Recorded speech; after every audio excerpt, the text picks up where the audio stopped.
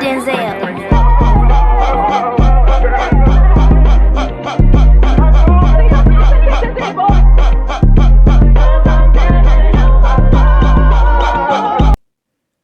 Well, hello, good people. How are you guys doing? I hope you guys are well on this fine Monday, September 29th. So, I didn't know what I wanted to talk about. It is a lot going on, and I am not too much into certain politics. However, I just had to come along because when the politics and the gossip meet, you got to take a walk down the road. So I wanted to talk about a couple things, right? So they have a couple rumors. Well, actually, not even rumors. I mean, we could say allegations, right? But there's some kind of evidence behind it. So we're going to talk about Mark Rubio. I've seen an interesting clip with these two white ladies, and they were talking about how Mark Rubio's, well, I'm going to get to that in a minute, and Eric Adams, you know, he pulled out of the mayor's race. And also Florida, of course, Florida always in the news about something. And then the U.S. dollar. So I got a couple things that I wanted to bring attention to. So I hope that you enjoy this video because it might be long. It might be long. So let me go ahead on and get this slideshow going. So y'all know that's old Mark Rubio. So let me see where I want to first start at. You know what? I'm going to start with, I am going to start with Florida. Let me start with Florida. So let's take a look at this video.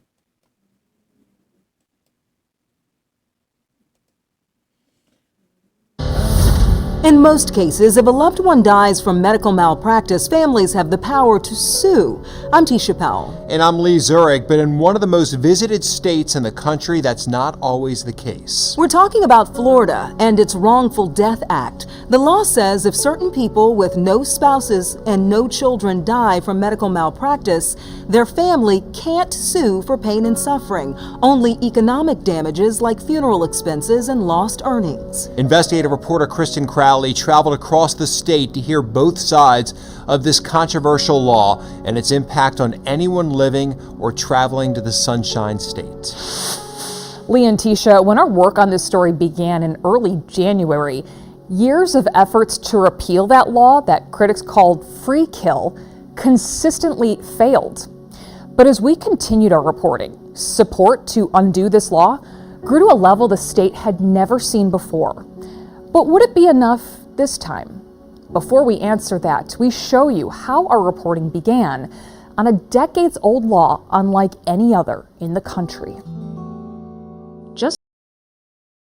I hope y'all ready to watch this now. It's not that long, but just watch. This is crazy. This is madness. Oh, and if you look into your top left, that's a phone party, and we'll get to that in a second. Thank you. Looking at Taylor Jenkins. She was just living her best life, pouring love into other people. She was such a ray of sunshine. And Keith Davis. My dad was an old soul, and he loved to play the acoustic guitar. He loved animals. You may not see they have much in common. Taylor was 25, a flight attendant. Keith, 62, a Navy veteran. But their loved ones say they share a devastating bond of injustice. You had no idea this law existed? I had no idea, and I work in healthcare. It still hurts really bad. In 2020, Sabrina Davis's father died from an undiagnosed blood clot in his leg. His death ruled a result of medical malpractice. 3 years later, Taylor, who was in a car crash, died from internal bleeding. Her mother, Cindy, received a sworn statement from a medical expert saying her death was also a result of medical malpractice. In reviewing her record, I know that she had laid there in that bed losing blood for 15 and a half hours because the torn artery went undiagnosed for so long. But Sabrina and Cindy say neither of them could get justice because in Florida, the law doesn't allow it. This is that law. A portion of Florida's Wrongful-Death Act, passed in 1990, allows families to only sue for economic damages in medical malpractice deaths, which can include lost wages and funeral expenses, but it bars lawsuits for non-economic damages like pain and suffering if the victim has no children under the age of 25, isn't married, and is 25 years old or older. Cindy's daughter and Sabrina's father both fall into that category. It has earned the name from critics, free kill. You are getting a free pass, which is why we say free kill. This patient is no longer here because the standard of care was not followed and it cost their life. You have no accountability. You got a free pass. This was a free kill. Why are the damages for pain and suffering so important to families? When an attorney can only recover for economic damages, they can't afford to take the case. Meaning families can't go to court and can't hold doctors accountable. If they cut off the wrong leg, you can sue. If they cut off the wrong leg and let you bleed to death and die, you cannot sue. Jed Kurzban is a medical malpractice attorney and one of nearly a dozen attorneys Cindy contacted for help. So this was Mother's Day 2022. Every one of them gave her the same answer: we can't. This law must be changed. It is truly a travesty. Does this law only affect Floridians? No, it affects anyone who's been malpracticed on in Florida. I get those calls every week. We came to Disney, we took a cruise out of Tampa, we took a cruise out of Miami. This thing happened. What can we do? In Florida, nothing. So how did a law that doesn't exist in any other state across the country pass in the first place? Legal experts told us it was to keep medical malpractice insurance premiums low so doctors wouldn't leave the state. Cindy says there's a better fix for that. You want to lower malpractice premiums? Stop the malpractice. Good afternoon. The Committee on Judiciary will now come to order. The fight to change the law has ramped up in recent years in Florida's capital city. To me, it comes down to fundamental value of life. It should not matter someone's age, the age of their children, their marital status. State Senator Clay Yarborough has signed on to multiple bills to undo the law. None has passed. He says one reason is concern lawsuits will skyrocket. Do I want to see more lawsuits? Absolutely not.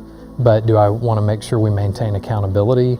Absolutely. Even still, he doesn't think an outright repeal will pass, which is why he sponsored a bill with caps, a limit to how much money families can collect. I think Senator Yarborough has come up with really what I call a grand bargain. Those individuals would now be able to bring this lawsuit. William Large with the Florida Justice Reform Institute is a former medical malpractice defense attorney and worries repealing the law would be a financial disaster for doctors, hospitals, and insurers.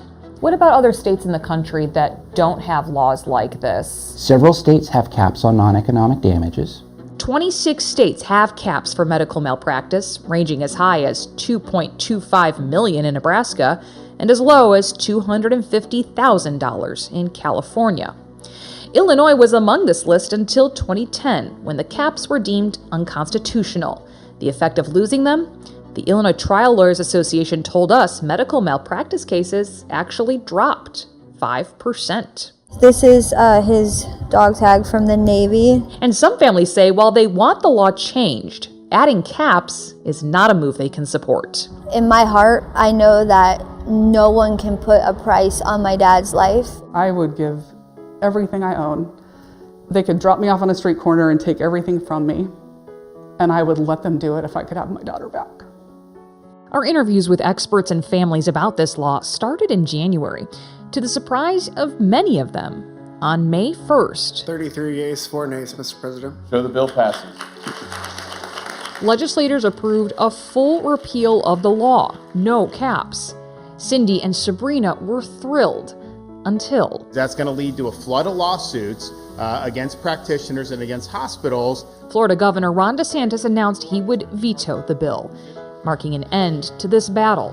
Here is my daughter in a box on my dining room table. But families say it is not the end of their fight. My dad was willing to give his life for this country and for our freedom, and it may not have happened on the battlefield. It may not have happened in a submarine, you know, but it happened. I feel like it's the least that I can do to keep fighting. DeSantis went on to say he would support legislation that includes caps on the amount of damages people could sue for. The families we spoke to maintain that is not a fix and will not bring justice to malpractice victims. It is important to note the Florida Supreme Court ruled caps on non-economic damages for malpractice are unconstitutional. It is not clear what would happen if lawmakers tried to add caps to this legislation. If a law did pass, it would not be retroactive, meaning none of the families you heard from could sue. So what do you guys think about that? Do you think that DeSantis is getting paid by people, you know, lobbyists or whatnot, to make sure it doesn't go through? Do you think, you know what I just realized? Hold on. Oh, okay, I can leave that right there. I just realized that my anime isn't moving. But do you think that someone's being paid? Do you think that they care more about the doctors than the patients? Do you think that medical school isn't medical schooling like it used to be? I went to a school, which was, I would say, a PWI, predominantly white institution. And when I tell you, I took this one class, right? And because I have my master's in environmental studies, right? You know, environmental science, with a minor in studies. And I took this class, and I cannot recall what it was, but I took this class, and there were, I want to say, several med students that, you know, they had to take this class as well. And so I'm trying to remember what it was. I can't recall what it was. But anyway, my point is, a lot of those classes, why I'm whispering like somebody here with me, child. But my point is, a lot of times in my college grads, you know what it is. They will curve the whole damn class. You hear what I'm saying? So let's say the class is on a C level. Like everybody is either they flunking the test, they averaging a D, and C's are the best, right? They will curve to where now C's are A's, D's are B's, and F's are C's. You understand what I'm saying? So just imagine, those are your med students. Not all, but some. There are some very bright, talented medical students. I'm not taking that away. However, a lot of schools care more about ensuring that those classes are filled and they are going year by year moving forward. Now, if one or two, you know, can't catch on, hey, but if the whole class isn't catching on, and they could really just not be able to understand it. You get what I'm saying? Some people just can't get calculus.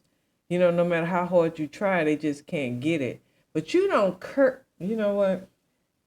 Just be careful. It's a reason why people are going to other countries.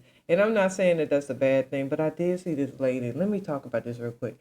I did see this lady on Instagram who she went over. Actually, I've seen a couple people that have traveled to Turkey to do like the full body, you know, what's wrong with me? How can I, you know, like a whole wellness check.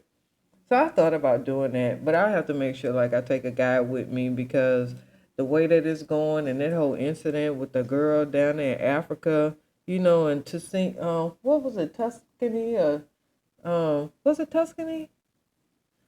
Was it a Tuscan? I'm trying to think. I know it started with a T. Like, it was like the north part of Africa, right? Around like Morocco I mean, up that right? No? Oh, child. Yeah, if you didn't know, the girl got kidnapped. I said almost got kidnapped. She got kidnapped. It was like a whole taking, except for she saved herself. She didn't wait on no Liam. She said she went down to the lobby. So she got back from the club, went to the room, dropped her purse off and her phone in her room, realized she needed something, maybe towels or whatever, I don't remember. And then she head on down to the front desk. Sister girl say she don't remember nothing else after that. So she went down there to the front desk and that was it. She just woke up in the back of a trunk of she woke up and she was in a car or something. And she got to fighting for her life like a wild animal. Fighting for her life. She had scratches and stuff because the guy was trying to cover her mouth, and you seen all his scratches and stuff. And oh yes, and oh Lord, he had beat on it and everything, child. I was like, oh my God, it's floating around. It's gonna be a Netflix, or it's gonna be like a little Netflix series. It might. I don't think it's gonna be a series. I think we could get like a little Netflix special. I think we could get I don't want to see it on Tubi. I don't want to see it on Tubi because I just don't want it. I want some good production. Just because it's a black chick, I don't want no just because I don't want it to be Tubi, right? You get what I'm saying? Like Tubi is the white lady that go to Africa and act like a doctor. You get what I'm saying? And kill people. Because that's some ghetto ass trifling ass. But this right here, we need to make sure it looks good. Anyway. So, I hope y'all like the video. Please like, share, subscribe.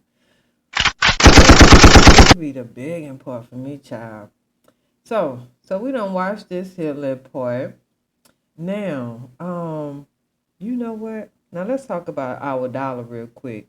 Because I don't know if you know, but, okay, so I have this friend. And he a cool dude, but I think sometimes people, you know how you have to remind people that wrong fell, and I remember telling him a while, like a couple years ago, actually, it was just like, hey man, I really, you need to see where things are going. Like everything is just going down as far as what America goes. It's like everything is really just going down. Prices are going up. And I mean, this was like in 2018-ish. I know this was before the pandemic, right? So anyway, pandemic happened, whatever. So, and I was telling them about the bricks because this was like the bricks was, they had been talking about the bricks and all that. So my point for me saying all this is you have to understand that we are in a point where I didn't think it would happen during my lifetime.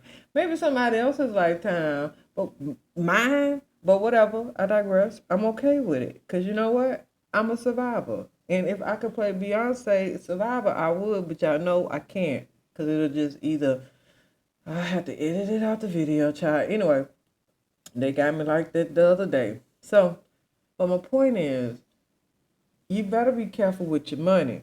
And then I wish I would have pulled up the damn stuff. Okay. And then over in, I want to say, what that, Vietnam? One of those countries. I think I might do a video on that. They closed 87 million people accounts because they refuse to do like the digital, because they're trying to induce the digital thing. So the first thing that the digital currency, so the first thing that they need to do is they need to go to like small areas and then take over. You know what I'm saying? You start at the 2-parent house, then you work up to once you got all the 2-parent households, then you go to the 4-parent house. You know what I'm saying? Well, not 4-parent, but you get what I'm saying. Like, you move on up, slowly but surely, till you got everybody. And so, they took the people accounts. Just like if it was an emergency, you should always have cash on you because you never know when you need to go. It's just like with my neighbor. I was telling her, you don't have a passport? She was like, well, no, I don't travel out the country. I was like, girl, you need a passport just in case you need to travel out the country. Like, just have it just to have it. You never know when the hell you got to get. You hear what I'm saying? So, that's my point.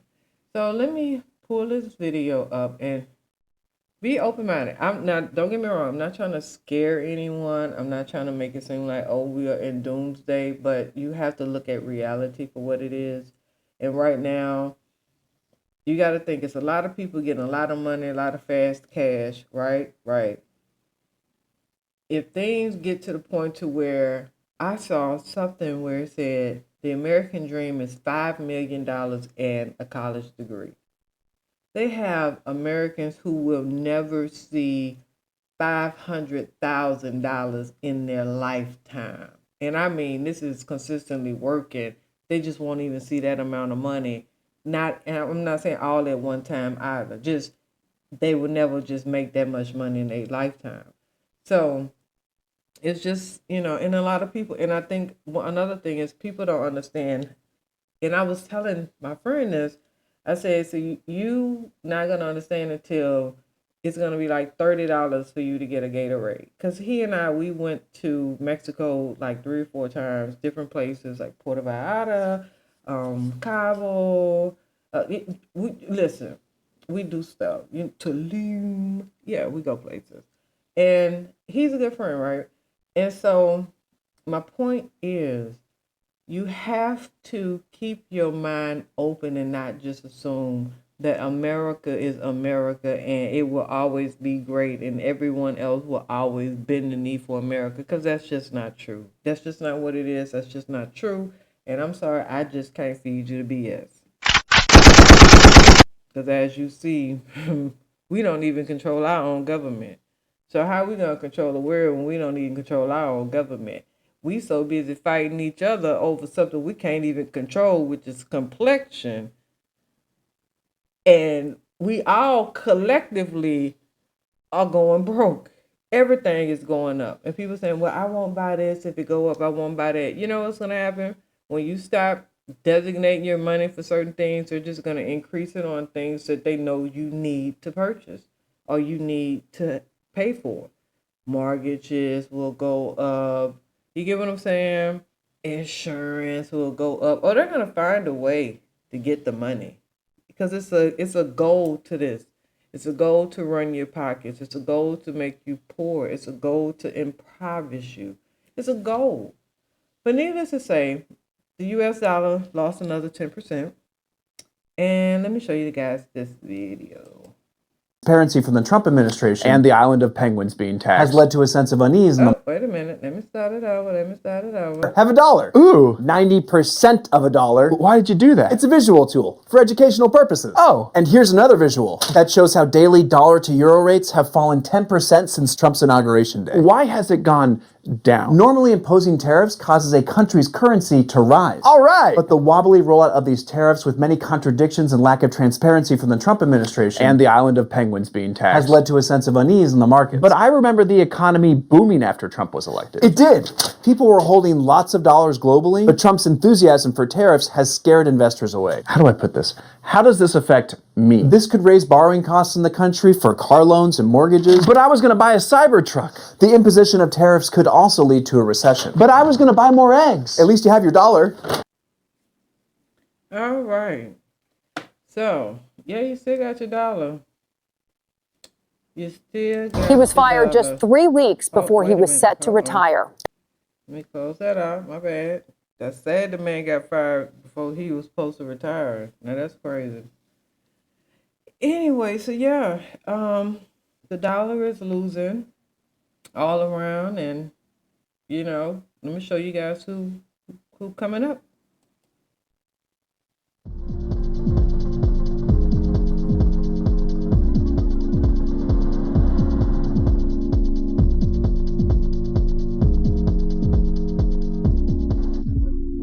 The Palestinian government has applied to join the BRICS group of countries. This comes after increasing international recognition of Palestine's statehood. As quoted by Anadolu Agency on Saturday, September 27th, the Palestinian ambassador to Russia, Abdul Hafiz, confirmed the information. Despite having submitted an application for full membership, Palestine has not yet received a response. Hafiz understands this because there are indeed requirements that must be met to be part of the BRICS. He also ensured that Palestine will continue to participate in every BRICS agenda as a member of TABO. For information, BRICS was formed in 2006 by Russia, China, India, and Brazil, with South Africa joining in 2011. Since 2024, Egypt, the United Arab Emirates, Ethiopia, and Iran have joined the bloc. Meanwhile, Indonesia joined in January 2025. Regarding the application submitted by Palestine, China said it welcomed the move. Beijing also hopes Palestine can work together for a fairer and more equal international order.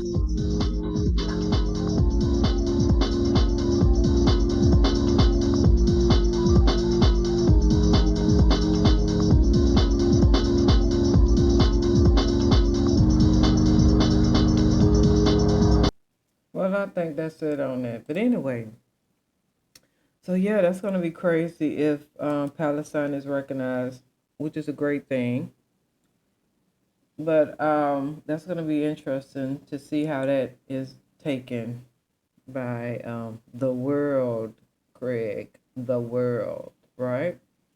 So anyway, so next I want to talk about Marco Rubio, right? So let's see if I want to show. Coming in, I watched this lightweight Rubio, total lightweight, and little mouth on him. Bing, bing, bing, bing, bing, bing, bing, bing.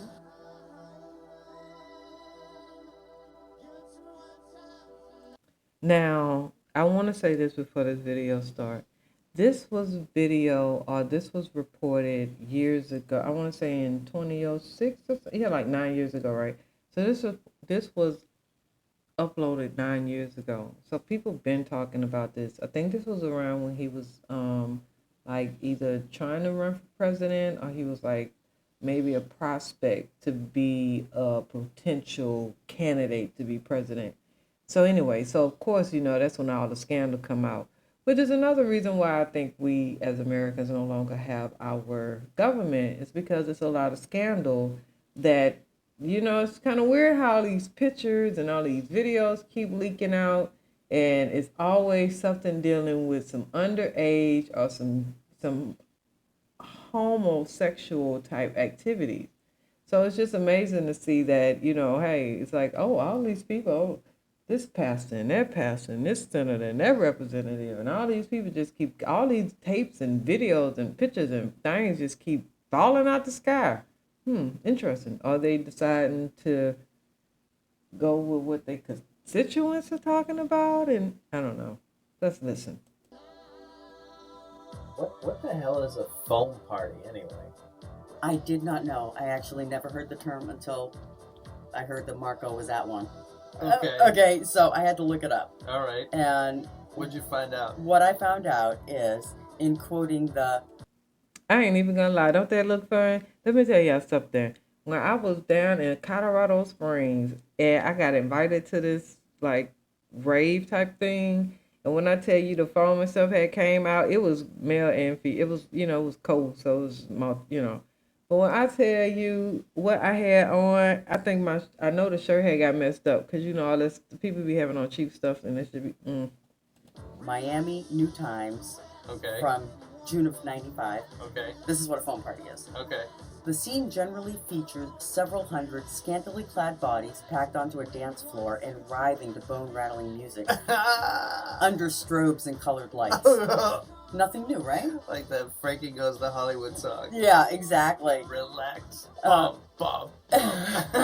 Okay. Okay, so nothing new, right? Nothing new. Until suds come gushing out of a machine suspended over the dance floor. Spewing out? Spewing. Sound like a party. As if on cue, various forms of passionate embrace begin. Kissing, petting, rubbing. Because the foam froths up. Bunch of guys in the suds. A bunch of guys in the suds. And because the foam froths up waist high, it acts as both a lubricant and a camouflage. Oh, okay. So you can't see who's reaching behind who. Exactly. Then the article then goes on to say, mutual masturbation is an occasional component.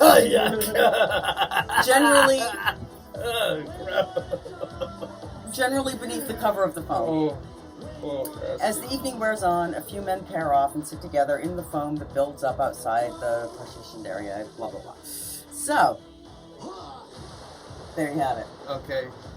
I feel That- so violated. That, Just learning about So it, I that's feel a- violated.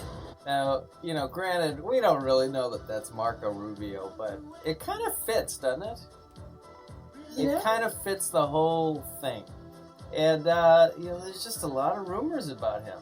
So, do women go to foam parties? Because Not- I'm not seeing no. any women in that. No, there foam. ain't any money, ain't any money, ain't any women in that foam. There's probably a lot of money in the foam, but there ain't any women in that foam.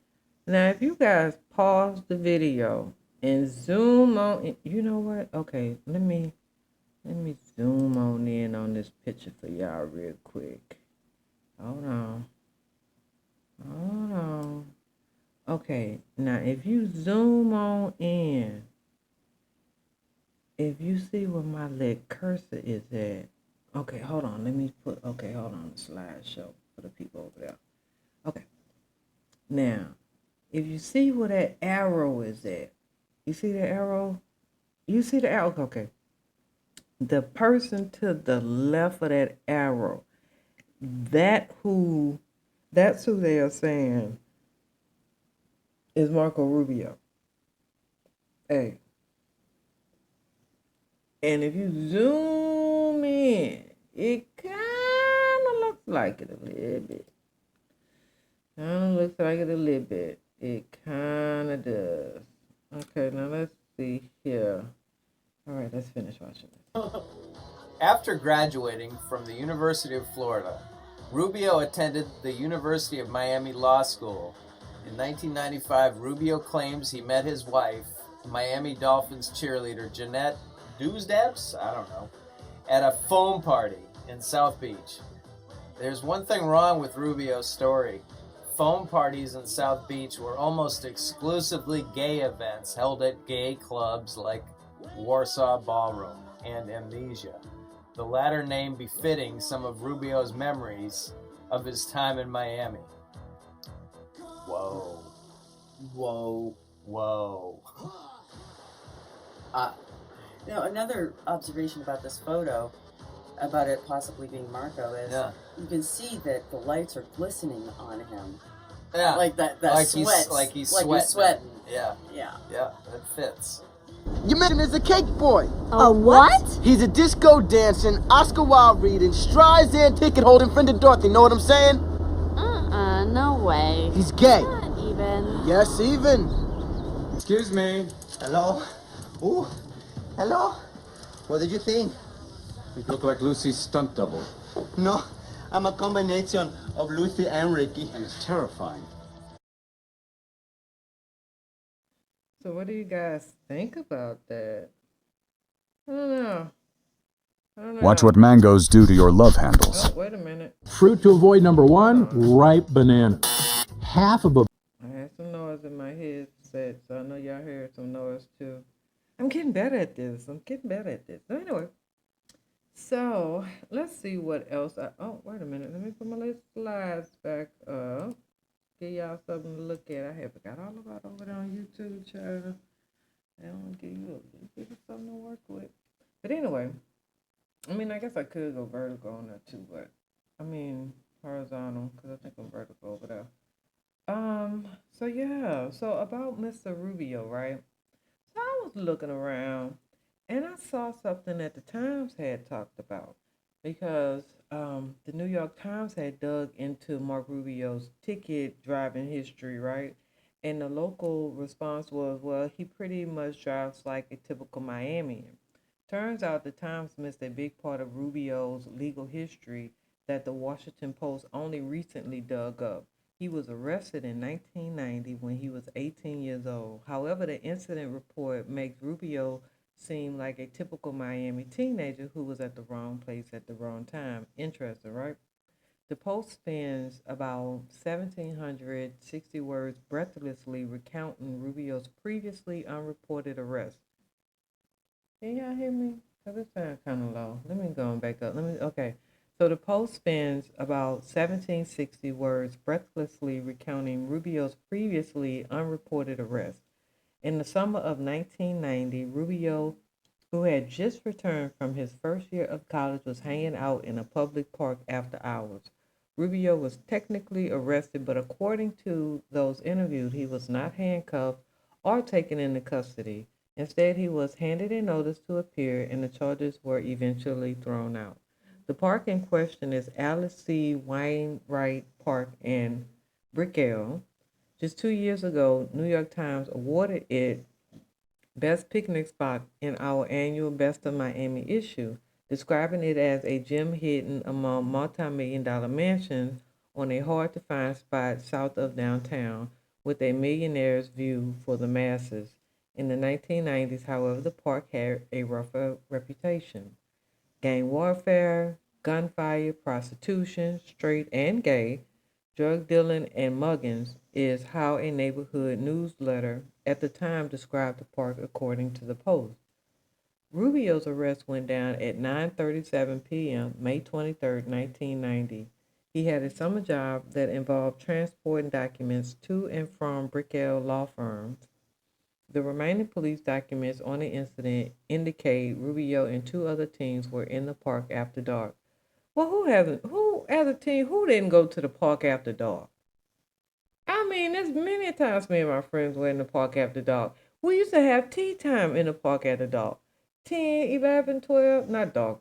You know what I mean? Like 6 o'clock, you know, you like, let me hurry up. But my uncle, he and his wife lived like literally, it was a gate that separated the park and them. So, like, you get what I'm saying? But it was the neighborhood was close. Wasn't nobody coming over there snatching nobody. So anyway, but Todd Harris, Rubio's presidential campaign strategist, tried to dismiss the story but he did note that Rubio was drinking a beer at the time, and that was it. A friend who was with Rubio said they were just hanging out and didn't usually hang out in the park. He said they weren't arrested, but instead they were given notices to appear in court. Apparently, the charges never went anywhere, and none of the teens ended up in court. You know what this reminds me of?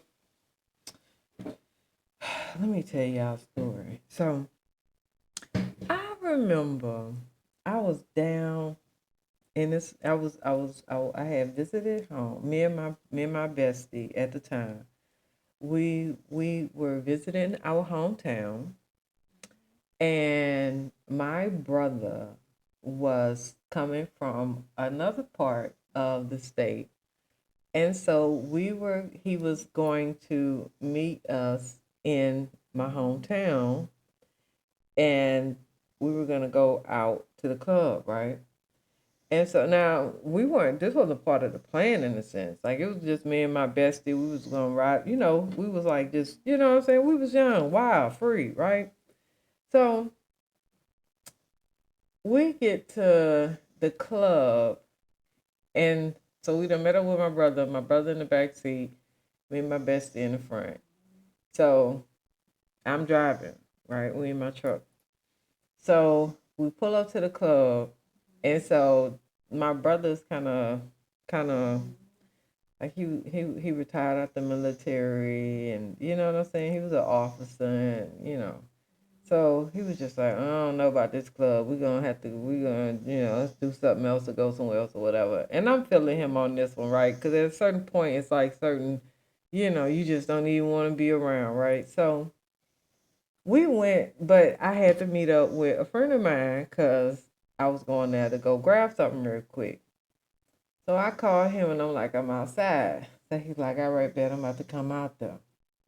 So mind you, when we had pulled up, Webby car was out there, and it was like fourth. Now at this time, Webby was still doing something so we was in Baton Rouge. Goodness gracious.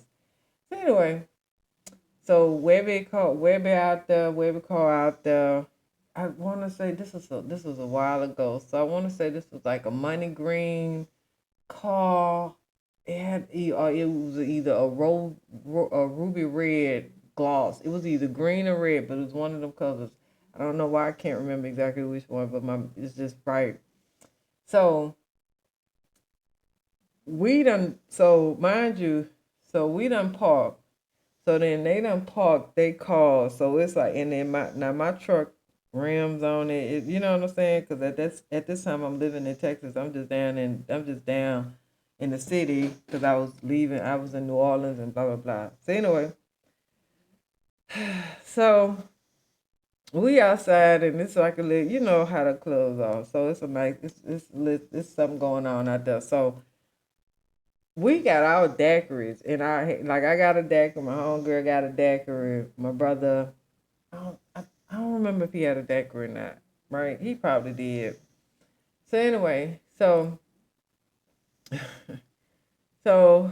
my homeboy come out, and when he come to the vehicle, now this a big dude, right? Like maybe like 6'5", 6'4", 6'5", big old 300, 350. I'm talking about big old dude. Like the kind of person you like, I don't want you sitting on my furniture because you look like you might break it. You know what I mean? Like you need some real good, sturdy, you know.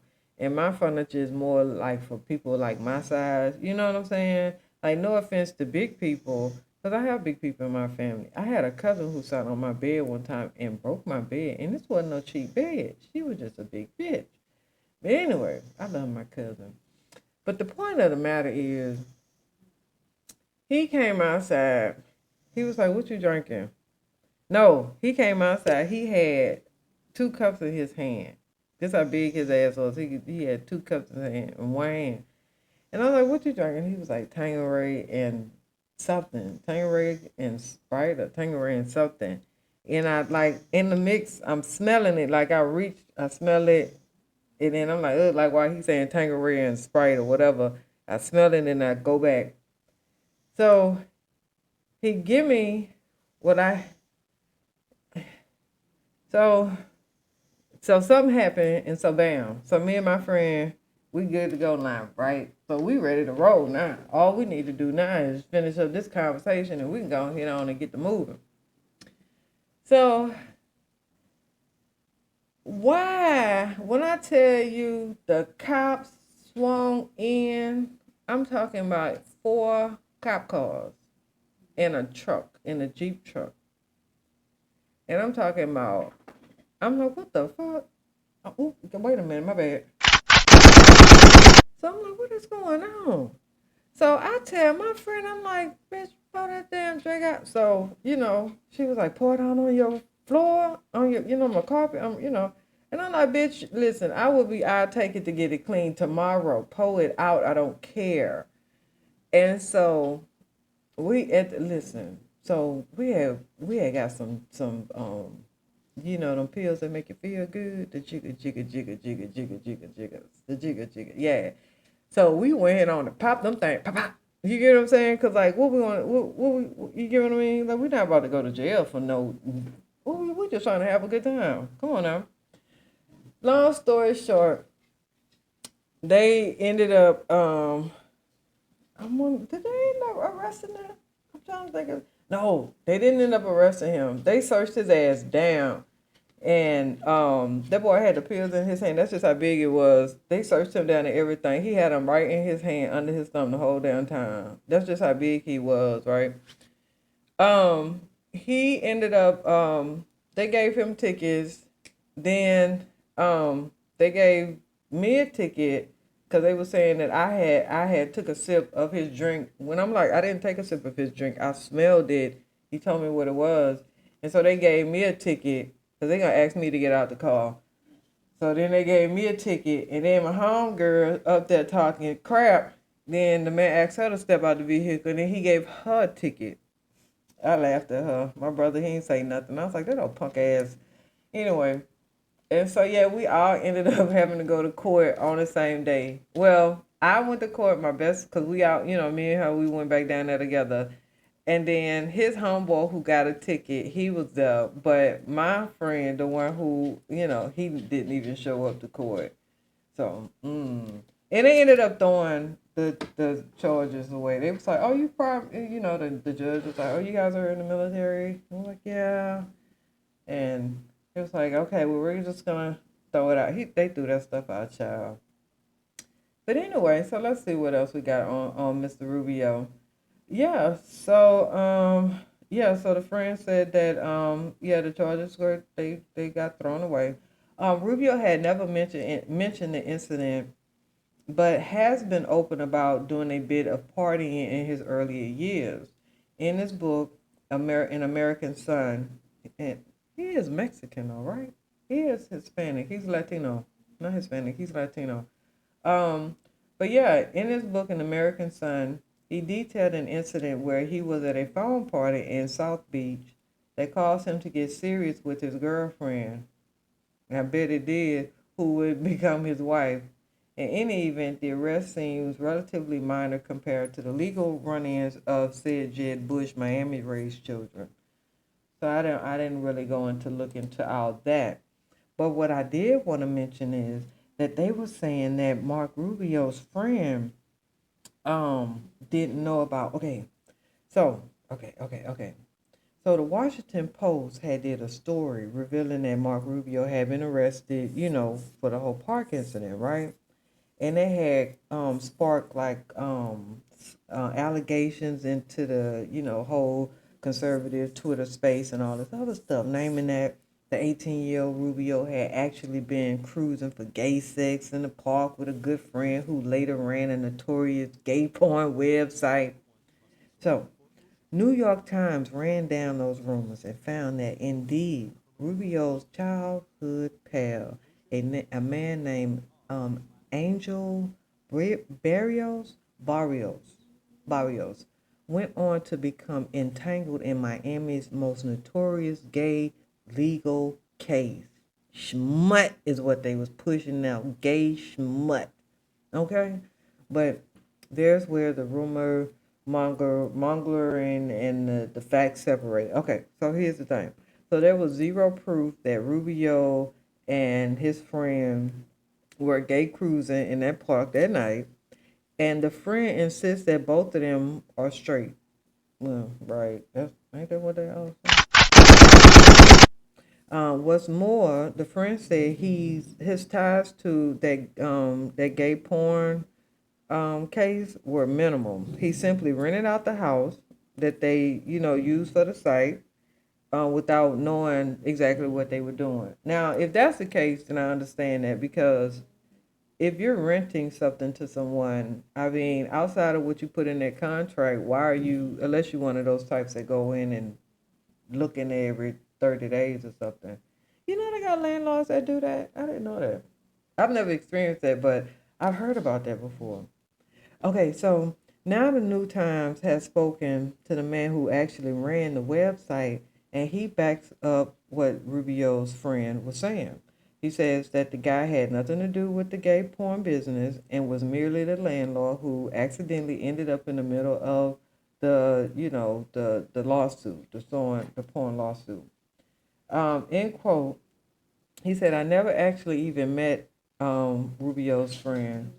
I feel sorry for him and his family that he's getting dragged through all of this. He was just a landlord. Oh, isn't it just sad? So Rubio and his childhood friend, they both are from West Miami, whose connection suddenly made national news when the Post dug up that 1990 incident in the park. Rubio's campaign at the time says the friends were drinking beer after hours in the park, which was notorious at the time for sex and drugs. The pair later lived together in Gainesville, but the friend says they lost touch after Rubio began his rapid political ascent. Around 2006, the friend rented a house his father owned in Edgewood to this company, Flavorworks. The guy who, from Flavorworks says he never told Rubio's friend exactly what he planned to do inside the two-story brick home, namely invite young Black and Latino men, models, to live inside and have sex in front of live streamers' webcam. Okay, now so you see I had paused on that because I wasn't ready for that either. I didn't read this before I had came on here, so that's my bad. He had no knowledge of Coco Dorm's operations. That was the name of the website, child.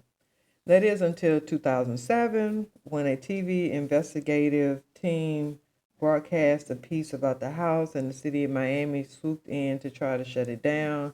That's when the owner filed a federal lawsuit against the city and recruited Rubio's friend as a co-defendant. But the website, the porn website owner says he paid all of Rubio's friend's legal fees, and that Rubio's friend also got invited in the suit to try to squash mountain fines from the city. Some of those GOP websites are saying that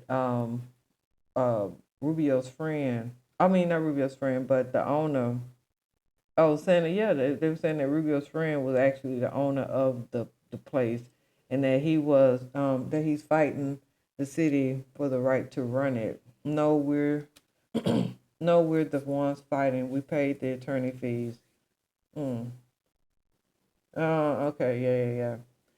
So the GOPs were trying to make it seem like it was Rubio's friend who actually owned the website, but the guy who owned the website, he felt bad that Rubio's friend was getting pulled into it, so he paid his legal fees and all that other stuff, which is real nice. Because could you imagine you getting pulled? You're a landlord, and some of y'all balling, y'all got it. Y'all might not have it like that, but you got it enough to where you renting out a location. And could you imagine being drugged into some type of lawsuit, some federal lawsuit? I mean, you got to go get a freaking lawyer. And you got to come off of, I don't know, 5, 10,000, 5 retainer. And you got to put another 5 to the side because they're going to run that first 5 up immediately. Because they want to get at least, I feel like lawyers have a certain amount, like, okay, I'm going to need to get at least 10,000 out this client. So I'm going to do 5 and 5. I'm going to do 5 this month, 5 next month, then I ain't going to ask them for nothing else because 10,000 is a lot for this case. You get what I'm saying? That's all I'm saying. But yeah, but the man paid his, he covered all his legal bills. And I'm just saying that that's nice for him to do because some people wouldn't have did that. They would have just been like, hey, I didn't tell them to involve you in it. You get what I'm saying? I think I would have did that. I know I would have did that. Because I would have felt bad that you come in, you get what I'm saying? Like, you got your own life and bills. You might have kids in school. I'm taking away from your household, and all you did was rent me a spot. You get what I'm saying? So, yeah. So, by the next year, Coco Dorm had moved out of Rubio's friend's house. I just keep saying Rubio's friend's house. Barrio's Edgewood house, and into a Winewood. Okay, they moved into a Winewood warehouse. After years of back and forth legal battles, they said that the city agreed to let Coco Dorm operate in mixed-use business district, and both sides paid their own attorney fees. Ain't that about something? Coco Dorm kept broadcasting with sex orgies out of the Wynwood until they lost their space last year. And the site, the site is looking for a new home in Miami in the moment. Let's see, when did this come out? So this came out in 2016. So let's see. So yeah, okay. Where did I leave off? Okay. Okay, so they lost their space last year, so 2015. The site is looking for a new home. Okay, in the meantime, Blanchard has marveled at how his legal case has suddenly become presidential campaign fodder. Search Twitter today and you'll still find dozens of Donald Trump supporters tweeting about how the case proves Mark Yo is a closeted gay porn freak, despite all evidence to the contrary. It's just one of those 6 degrees of separation things, I guess. But it's very funny how this has played out. I mean, not really, since, you're not the one that's really receiving the backlash. You hear what I'm saying? Like, imagine if you aren't, gay and you aren't a porn fanatic and This is headlines. He does have a message for Rubio himself. I'm happy to offer him a free Coco Dorm membership. We'd love to have him as a customer. Absolutely ridiculous. But whatever. So, let's move on to, what do y'all think about that? If you're still here, please share, like, subscribe. I'm trying to grow my channel. Thank you. Excuse me. I'm trying to grow my channel, and I would love for you to like, share, and subscribe. Thank you. But yeah, so let's listen to him. You know what I just thought about? Cardi B and Nicki Minaj. You know Nicki's still the top selling female artist to make, 228,000 albums in a week. I'm just saying that because it's shots fired. Anyway, what you think about that? Windmill with your mother about it. Men lie, women lie, numbers don't lie. So y'all heard about y'all mayor, Eric Adams. So yeah, the New York City mayor, Eric Adams, has withdrawn from the race for re-election after depleting his campaign funds. Oh, wasn't nobody donating to him? Oh, really? Okay. Despite all we've achieved, I cannot continue my re-election campaign, Adams said in a lengthy video posted to X. The constant media speculation about my future and the campaign finance board's decision to withhold millions of dollars have undermined my ability to raise the funds needed for a serious campaign. All right, let's see here. Do y'all want to... Let me see here. Only in America, only in New York. Thank you for making my story a reality. Let's see. If this video is longer than 2 seconds, I'm going to read the rest.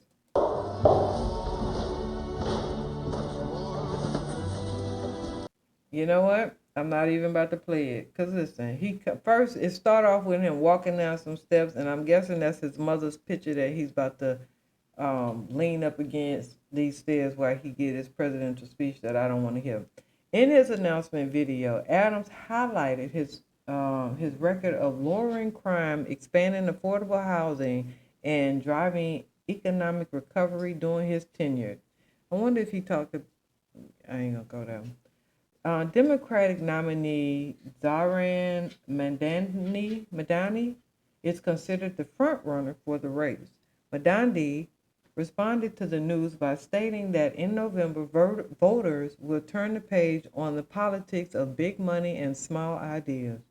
Donald Trump and his billionaire donors might be able to determine Eric Adams and Andrew Cuomo's actions, but they will not detect the results of this election, Mandana wrote in a statement. All right, you go for it, brother. I hope he win. I don't really know too much about what's going on up there, but I hope he win. Now look, now y'all remember when Mr. Mayor Eric Adams, he had that lover lady, Tracy Collins, living in that same luxury New Jersey high rise. Remember she was a bodybuilder? Y'all don't remember? Okay. Let me calm down. Okay. So y'all know Tasha K had met. I know. But the lady had did an interview and she had talked about it. So, and she went on a couple things. She had went on the Daily Mail. I think she had talked to Page 6. I'm talking about the lady had went on the lit press front because she was hurt, right? So, let me read y'all. Let me go back in history with y'all on this. So, at this time, so this is a older article that I'm about to read to you guys, right? So, under fire, New York City Mayor Eric Adams moved his bodybuilder ex-girlfriend into a New Jersey apartment just one floor below his current love. And you know the Daily Mail is the one that had exposed Wendy Williams' whole shenanigans with her husband. The party boy mayor, now facing federal indictment on fraud and bribery charges. Those are the things that I believe Trump had... they had went ahead on and what do they call that when Trump had let it go or whatever. It'll come to me. So yeah, that carried a possible sentence of up to 45 years. Told Sylvia Cowway she would get a bigger bang for her buck across the Hudson River than she would at the pad he purposely gifted her back in 2014. And Cowan, who competed for top titles in bodybuilding from 1998 to 2010, took his advance and she moved to Fort Lee in 2018. Okay. Now she lives just one floor below Adams' current squeeze, Tracy Collins, which could lead to some awkward moments in the doorman-controlled lobby of the 32-story luxury building or the pool, spa, gym, movie theater that the building holds, right? That's very awkward. A source told the Daily Mail, Eric has always had a unique relationship with his exes, and moving Sylvia on to the floor below definitely raised some eyebrows. They all kept of themselves within the building. Eric's still close friends with Sylvia. Even before his indictment in September, Adam, 64, had come under fire for apparently living in New Jersey while being the Big Apple's top elected official. He described the situation as a whole new way of life during a 2023 interview, but refused to speak on the details of his love life. He said he stayed at properties he had in the city, but admitted he often stayed over at his girlfriend's 2-bedroom, 22nd floor condo. There he can get panoramic, amazing New York City views from the George Washington Bridge to downtown Manhattan from its oversized terrace, according to relatives who sold it to her. Okay, Sister Soldier. But now it has emerged that Conway, 67, lives in the same building on the 21st floor. She bought her one-bedroom apartment, which also boasts east-facing river and New York City views from every room, for $230. Oh, that's not bad. $230. Oh, that was in 2018. I wonder how much it's worth now. Adams has been quick to deny living full-time in New Jersey, despite co-owning the property. But City Hall documents show that he spends time at the complex regularly to visit his girlfriend, all while retaining a strong bond with his ex. Adams and Cowan dated for years and bought a one-bedroom apartment in Crown Heights, Brooklyn in 1988. At least he willing to commit now. He don't mind buying a bitch property. Though they still remain close today, their romance fell off around 2007 when he supposedly transferred his stake in the property to her. But that apartment, too, has become an issue for Adams. During his 2021 campaign for mayor, he did not include it on disclosure forms that the state and city require from elected officials. At the time, he claimed that was the correct thing to do because he no longer had interest in it. But it emerged last year that Adams still owns the apartment. He then blamed his former accountant for the error on the form. Interesting. He also owns a multifamily rental property in the Brooklyn neighborhood of Bedford-Stuyvesant. Conway is currently pocketing around $180,000 a year as vice president of a growth and community innovatives at Admin, a health insurance company based in New York.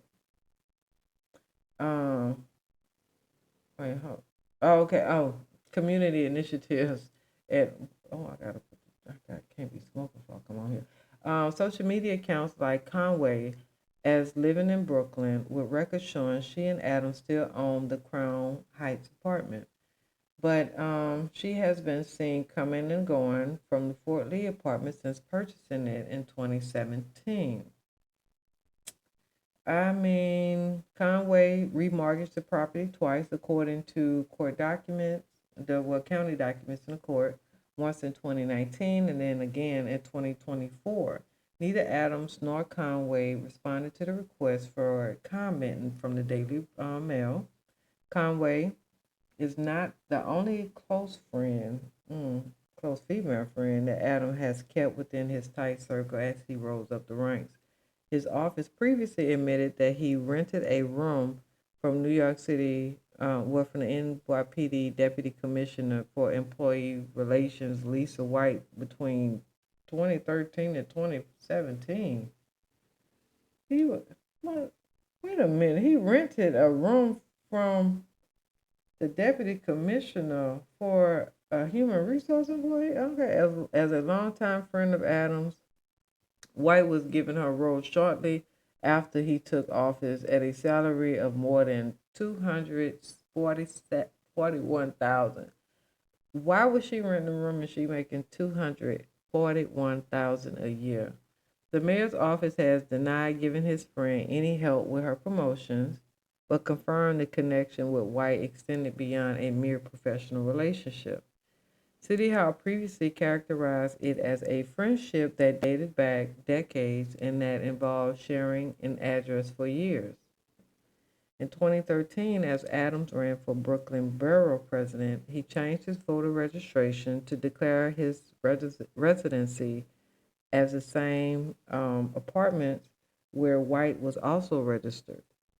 City Board official records show Adams maintained that he lived at the place unit until June 2023 and March 2017. Oh, so he stayed there while she was staying there, huh? His attempt to keep his personal life under wraps has consistently raised eyebrows, with Collins accused of joining Adams on Rizzy $45,000 trips, according to the unsealed federal indictment against the mayor. Collins, 61, a former school teacher, principal, and administrator who was promoted after Adams took office, is referred to as Adams' domestic partner in the 57-page court document. Legal documents filed by an ex-education department employee claims that Collins hadn't been seen in person since Thanksgiving 2023, and her work calendar remained empty. Adams is charged with conspiracy to commit wire fraud, federal program bribery, and receiving campaign contributions from foreign nationals. He is also accused of defrauding city taxpayers of $10 million through allegedly fraudulent campaign funds. The mayor pled not guilty at his arraignment. Like I said, this is old. And then Trump ended up exonerating him or whatever. So yeah, so that's how that went. But child, it just seemed like you got to be dirty to get in these politics, baby. Don't come up in here with no clean heart and soul. You mess around and find out. But listen, if you're still here, then I would have really appreciated a like, a comment, Thank you. I mean, ain't gonna hurt you. Yeah, I'm begging. Dang, ain't gonna hurt you. Go on, wipe your hands off real quick. Go on, walk on over to the phone, push like. Be like, dang, girl, you up here bothering people over no simply like. Yes, my bad. Dang, you good. You still here? It's like an hour later. I mean, I appreciate you being here. Now listen, did you see the video? Okay, so I had talked about the Christian people who going up yonder to be with their Lord. And the rapture didn't come and all this other stuff. And I remember saying, okay, I'm gonna need for somebody to post when they coming back down. And listen, when I tell you, I seen the video and the people were coming back down. And when I listen, I'm not mad at people. Look, everybody got the right to believe in whatever they want to believe in. Let me see if I can find this video. And I mean, it's not gonna be that difficult for me to find it because let's see here.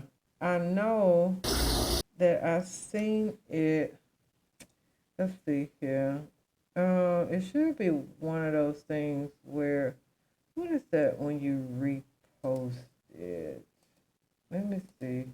I'm trying to think if I reposted it or not. I don't think I reposted it. But when I tell you them people was coming down that damn mountain, let me see here.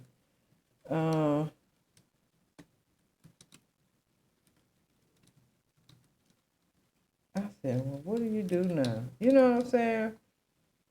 You sat up there and you told all the people that they going to hell and all this, and then bam, here it is. You coming back down that mountain, back to the same. You know, what kind of, just make you think, like, you know, like where are you at in life where you just want the whole world to just end? You ready for the rapture. You get what I'm saying? You just ready for it all just to go away. I just want the world to just come to an end. But, yeah. So, I don't know. Where's the rest of my stuff at? Alright.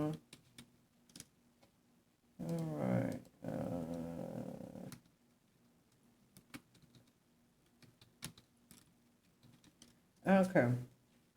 But, let me see. I think that's all that I really wanted to. Trying to make sure it wasn't something else that I had wanted to talk about that I'm kind of low-key forgetting about. Because I hate when I get off of here and I feel like, dang, I had wanted to talk about that. Yeah, they was talking about the Tina Turner statue, that they were just completely disrespectful, how it looked. I did look at the picture, and it was disrespectful. Tina looked better than that. They could have did better than that. They really could have. You know, Kim Kardashian, she debunked that whole Ray J talking about something. They got some RICO charges. I don't know, man. I'm still trying to figure out if Ray J actually touched that little boy. Why? Well, not even little boy, because he's grown. But I'm still trying to figure out what's going on with Ray J and that Deshaun Frost? I think that's his name. Yeah, Deshaun Frost situation. I don't know if Damon Dash is still gonna pursue that lawsuit with I know he's trying to get together with Cam and with who's the other person? But it wasn't the Breakfast Club, because remember when he was talking about he wanted to get together with people, he was like Charlamagne isn't welcome. But I do want to say that after his viral interview on the Breakfast Club, Dame Dash, you know, he did reveal that he is considering taking legal action against the radio show. He said, I'm suing the Breakfast Club, but I also sent a demand letter to Chris Brown, lawyer, that and everyone that was in that whole circle and scene. The things is, and that's what he said, the things is, we on the radio. So if you say I got dirty sneakers, playing or not, they can't see it. Then they're going to think I got on dirty sneakers. It's going to get into the algorithm. I don't want to hear that when I got on new sneakers, he says about the clip. During his appearance on the show, Dash clashed with Charlamagne, who trolled Dash about his recent filing for bankruptcy. And Dash insisted that he is not broke despite filing for bankruptcy. Now, you guys do recall, if you've seen my other video, but you probably haven't, which is cool. But if you do recall, after he did that interview with the Breakfast Club, the bankruptcy lawyer wanted to get the bankruptcy either revised or they either still in it, and he wanted to get it amended to include Damon Dash's name and life rights, because Dame Dash went on the Breakfast Club and got to talking about how he can make all his money off of his life rights and his name. And the lawyer is like, oh, well, we didn't even include that in the bankruptcy. But let's go ahead on and add that. So I'm gonna find out what's going on with that. So anyway, yeah, but Dash, he insists that he's not broke. So Dash went on to say that the people that have been messing with him, and I think it's been illegal the way they've been messing with him. I'm not going to take it to the streets. That's what he said. Because I'm not in the streets. I look at what President Trump does. He sues people. What I didn't like is that they were lying. I didn't like that no matter what they saw, they were saying the opposite and putting a negative slang on it and not celebrating it. And what I really didn't like is the way they interviewed Ben Shapiro, someone that triggers our community constantly. They gave him the utmost respect. They let him talk. So, you know what, and that is a common thing with the Breakfast Club. They'll have guests on there that are totally horrible to the black community. I remember that one guy, the Jewish guy, he was like, well, I gotta feed a family. And it's kind of like they really just let him just get away with saying that. I don't really care what the black community has going on. If I need to push this out and it's damaging to you guys' community, that's y'all problem. Y'all shouldn't be listening to it. Y'all should tell your kids not to, which he has a very valid point. So I ain't knocking it, but I get what he's saying. You'll go blow for blow with Dame Dash, but you won't go blow for blow with this man. You get what I'm saying? Because you fear his power. You don't fear Dame Dash power. You get what I'm saying? Because he don't have any. Well, none that you respect or care about. So it's cool to talk bad about him. So we're gonna see what go on with that lawsuit. I don't know if he's necessarily gonna do it. Y'all know Azealia Banks is accusing Doja Cat of copying Nicki Minaj. I don't know if I necessarily do. I see it. I don't necessarily see that. I don't know if I see that. I think that Doja Cat has her own. I mean, it's only so much originality that's really out there. I mean, it's just so, some people are just influenced by, like, for instance, right? If you really a Beyonce girl, then hold on, let me see here to the description. Okay. If you're a real Beyonce fan, if you go back and you listen to like older music, you always hear Beyonce, their influence in Beyonce's music. You can hear it from the Clark sisters and how they do their, what is that, falsets or they runs and all that, to Shaka, to Dionne Warwick. Like, you can hear how they've influenced Beyonce. And I mean, why not? You get what I'm saying? It's like the woman that you watch putting her makeup on. You are inspired by her because you learn how to do your makeup, and you might not do you're gonna do it to what fits you. But so what if that beauty mark you stole from her? You get what I'm saying? Where you say, you put your little beauty mark on. You might not put it in the same spot, but you know what I mean? It's not that big of a deal. But Azealia Banks, she hopped online to call out Doja Cat for allegedly stealing Nicki's flow. According to Banks, Doja Cat, man, rips off Nicki Minaj's stupid hoe flow. Okay, I love the girls and love Nicki, but we can't just be riding Nicki's dick like this, Banks wrote on X. Like, a teeny bit of inspiration / borrowing is okay and respectful, but the full of Nicki's cosplay to have to stop because it's almost mocking her, which is rude. Let me ask you a question. How do you guys feel about mocking, right? Like, if you have a friend and they're like, oh,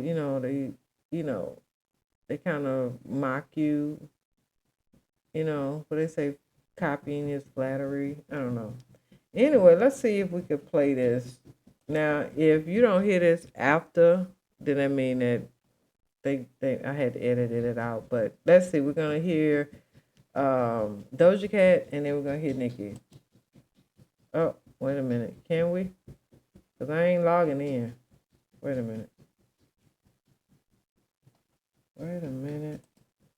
Okay, I didn't hear anything. It's got me thinking, nigga, am I gay or am I just angry? Am I impatient? I guess I'm dating. I'm insatiable, but I love the taste of. And I have house out busted, houses all crusty. These bitches is my sons, and I don't want custody. House out.